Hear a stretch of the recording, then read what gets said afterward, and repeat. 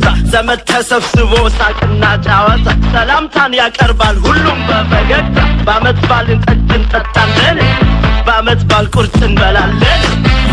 በሬም ይታረዳል በግና ሙኩቱ ያለ እናት ያለ አባት አይደርስልም ቤቱ የክት ልብስ ይውጣ ጋቢና ነጠላ እናስታርቃለን ጎረቤት ሲጣላ ሲኒው የሚደርደር ቡናው የሚፈላ እንጣልም ይጫጫስ ሽታው ቤቱ ይሙላ አስማሪ ይዘራ ከበሮ ይመታ እስክስታ ምንውረድ የማታ የማታ አስማሪ ይዘራ ከበሮ ይመታ እስክስታ ምንውረድ